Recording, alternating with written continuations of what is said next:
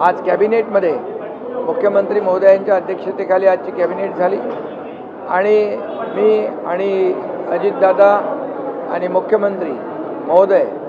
या आम्ही सर्वांनी मिळून मुख्यमंत्री महोदयांना देखील सांगितलं की आपल्याला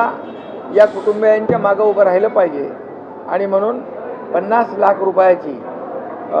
आर्थिक मदत आणि त्याचबरोबर त्या परिवारातल्या मुलांचं शिक्षण, पुढचं जे शिक्षण आहे ते जे काही त्यांनी ठरवलेलं आहे, काही म्हणजे जे परिवार होते त्यांनी काय पुढे करायचं, कुठलं शिक्षण घ्यायचं ते देखील त्या ठिकाणी आम्हाला सांगितलं होतं आणि म्हणून पुढचं शिक्षणाची जबाबदारी आणि त्याचबरोबर नोकरीची जबाबदारी देखील या ठिकाणी सरकारने घेतलेली आहे आणि मुख्यमंत्री महोदयांनी एक चांगला निर्णय आणि आमच्या मंत्रिमंडळातल्या सर्व सहकाऱ्यांनी या ठिकाणी एक निर्णय घेतला आणि या सर्वसामान्य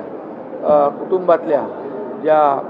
पहलगाममध्ये हल्ला झाला त्या कुटुंबियांच्या पाठीशी सरकार पूर्णपणे आहे. ते आमच्या परिवारातले आहेत.